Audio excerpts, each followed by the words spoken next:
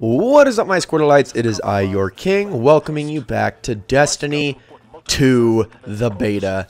Okay, so, first impressions time. I'm actually going to be separating this into two videos, one for PvE and one for PvP, because, well, and I'll get into it later, I think PvE and PvP are going to be a little bit more of a separate entity, even more so than they were in Destiny 1 this year, so I'm just going to kind of go over each, because honestly, all the complaints I have for PvE do kind of fall under the category of it is just a beta and they could easily fix it before launch. So let's start with the story mission, because really the only PvE related things were the story mission and the strike. Start with the story mission. Story mission's amazing. It is fantastic.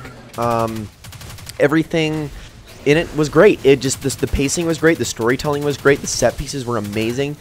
It never felt like you were spending too much time in a room trying to clear out waves of enemies. It just felt good. It was better than any story mission we'd ever gotten in Destiny 1. Better than all of them. And there were some pretty good missions, especially in later expansions in Destiny 1, that I think are very memorable. But Destiny 2, this Homecoming mission beat all of them. It really did. It was so well done in every way. I don't have a single complaint about it. I loved it. It was awesome. And if that's the precedence that they're going to set for the rest of the campaign in Destiny 2, I think it's going to be a phenomenal game. As far as the subclasses and the weapons go, let's talk about that for a minute. In Destiny 1, I was a Warlock main for the first half of Destiny 1's life cycle, with some Hunter and then very little Titan. For the second half, I was mostly Hunter, some Warlock, and again, very little Titan. Never really cared for Titan all that much. When I did, I usually played Defender. Never could really get into Sunbreaker or Striker all that much. And as far as Warlock goes, I'd pretty much play everything. Hunter, I'd pretty much play everything, but I'd mostly stick to Gunslinger with some Blade Dancer. So, with Blade Dancer being taken out, and because I really did like Blade Dancer for its mobility and how it was kind of neutered in Destiny 1, was kind of disappointing. So, going into Destiny 2, I wanted to try Arc Strider really bad.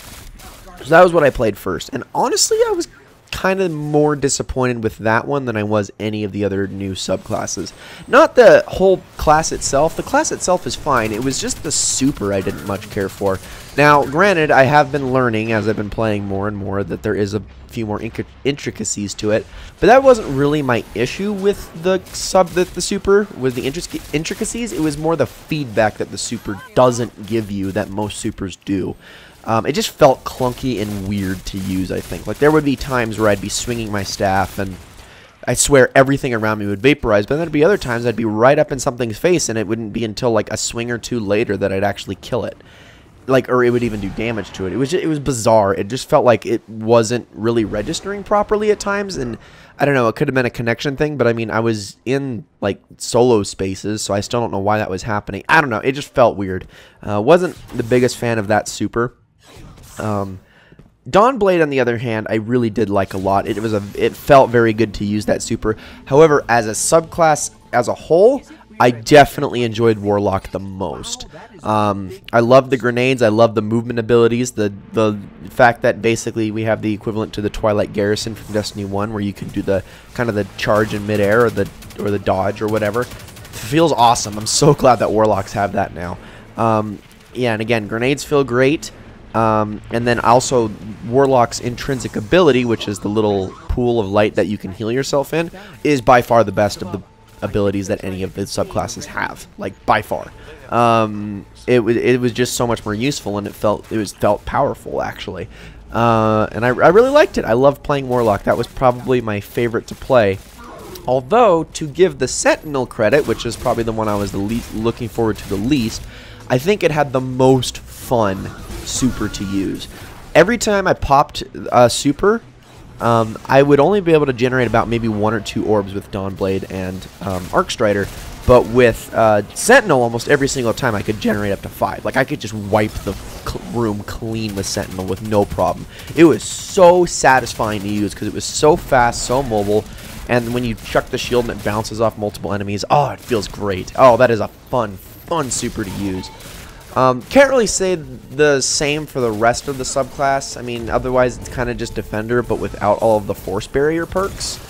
I mean, granted, there are perks in every subclass that weren't unlocked for the beta, so Can't speak for those, obviously, but for what I got to play, it didn't really have the kind of the same tankiness feel that that Defender had in Destiny 1.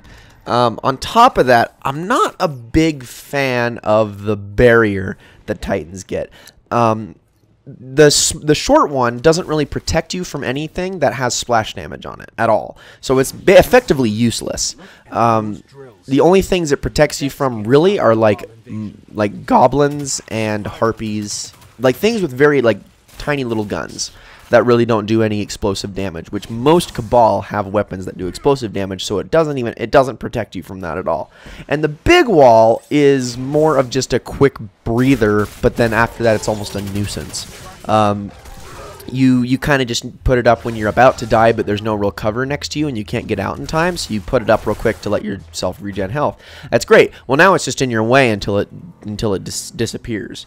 And yeah, I don't know. I wasn't really a big fan of that. I don't know if I'd ever... I mean, obviously you want to use it, but it didn't feel all that useful. In fact, I probably liked it less than even the Hunter dodge, because even the Hunter dodge with that insta-reload felt very snappy and very cool when you do the roll. So, I don't know. I definitely enjoyed playing Warlock the most. I definitely spent the most time playing Warlock because I enjoyed it the most. I probably spent about 4 hours on Warlock as opposed to maybe 1 or 2 on Titan and Hunter. So... yeah, but yeah, the new subclasses are pretty cool. I think all 3 of the overhauled old subclasses are as good, if not better, than they were before. I think Voidwalker is even better. I really hope that I get to play around more with energy drain builds in Destiny 2 like I could in Destiny 1 with it, because I think that was the...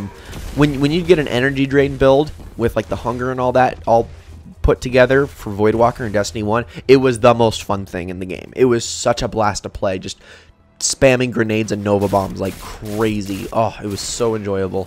And yeah, I hope you're able to do that again, but Voidwalker feels awesome. It really does. Gunslinger feels as good as before. It's great. I loved it. Basically everything about it, honestly. And then and Striker's fine. Striker's still Striker. Like I said, I'm not a huge fan of Striker, but it was good. It was still good. The new roaming version of the Super is pretty cool. It actually feels a little worse in PvE than the original one does because, well, enemies clump up a lot, and if I can't just do that, you know, that really big slam that just wipes everything out, I don't know. I mean, you kind of can, but it's not as powerful. And I don't know. It depends on the situation. In some ways it is better, in some ways it is worse. But, yeah, Striker's fine. I think for the most part the subclasses were good. The weapons were pretty good too. Although, I have to say, the 2 new types I was not impressed with. Submachine guns don't feel very good, except for one, and I'll get into that in a minute. And then, grenade launchers suck. They suck. Rocket launchers are objectively better in every single way. They are objectively better. Grenade launchers are terrible. They're so inconsistent, especially unless you're hitting things directly with it, but they just don't do all that much damage. I mean, you get a max of like 8 rounds in a grenade launcher, but it takes 2 of them just to kill a tier 1 enemy. It's like, what's the point? I could use a hand cannon to do the same damn thing. They suck. And SMG is not impressed. Sidearms are useless now, which, honestly, good riddance. I never cared for sidearms anyway, but they're useless as well. It really kind of just boiled down to pulse rifles and hand cannons, which was a shame. I mean, auto rifles felt fine, but they just didn't feel as good as hand cannons and pulse rifles did. And scout rifles feel awful now. Like, really bad, which is such a shame because that was, like, the go-to weapon for all of Destiny 1. Go-to weapon type, I mean. By far the most reliable, by far the most standard, easiest to use. They were just a perfect weapon in Destiny 1. The perfect weapon class, when all the others were bouncing all over the place for the entirety of Destiny 1's life cycle. So, I don't know how they managed to screw up scout rifles, but they did. And the power weapons, other than the grenade launchers, feel great. Fusion rifles and shotguns are awesome. Although, and I'll get into this in a second, I didn't get to use them enough. And I'll talk about that more when I get into the strike. But yeah, for the most part, the weapons are fine. I still think they do need to do a little bit of tweaking and tuning here and there. But before I go into the strike, let me talk about the 3 exotics. For hunters, you get the Sunshot, which is an energy weapon hand cannon. For the warlock, you get the Risk Runner, which is an energy weapon submachine gun. And I actually can't remember the name of the auto rifle you get that's not an energy weapon for the Titan, but it was the worst of the three anyway. Sunshot's very good, causes an explosion every time you kill someone, doesn't have to be a headshot. Felt great, it was fun to use, it was really fun to use. Very satisfying weapon to kill things with. All around just really good. Although, I actually think I liked the Risk Runner slightly more. Even though I hate submachine guns, the perk on the Risk Runner was just too fun. At least, especially in the Strike it was. So what it did is every single time you take arc damage, it would activate this perk that would basically cause it so all your bullets would basically turn into Zalo Supercell rounds, except for it would chain lightning more often, but it also wouldn't give you bonus super energy like Zalo did if you got double kills. But yeah, chain lightning and constantly refill your mag from your reserves while the perk was active. Like, you could not run out of ammo. So fun for clearing rooms of enemy mobs when you could get that to activate. And there was actually some cool little tactics, like in the Strike itself, in the very last room, or the last part of the final boss, there was this arc field floor kind of thing that would hurt you if you stepped in it, that was outside of the main platform. It was very easy to accidentally end up in there too, especially if the boss knocked you out there. But if you stepped in it, it would activate the perk because it was arc. So it would actually be a fun tactic to sit by the edge, and while you're doing damage, kind of dip back in there and dip back out real quick before you take too much damage, and then just wipe the floor with all the enemies with your Risk Runner. It was so satisfying. Such a fun little weapon to use, and really the only submachine gun I could even stand in the beta. I did not care for the rest of them. And then the auto rifle that the Titan has, not a fan. It didn't kill things fast enough for the perk. I know that it's supposed to spin up, but first of all, you don't even get more auto rifle rounds with it than you do with any other auto rifle, which is bizarre considering the nature of the weapon. I would think with this one you'd need like 600 rounds rather than 300 at any one time, because you really couldn't get going, and even when you did get going with it, it just didn't kill things fast enough. It didn't feel very strong. So I wasn't all impressed with that. In fact, there was an energy weapon hand cannon that the Titan had that I actually preferred to use over the exotic for most of my Strike and story mission endeavors as a Titan.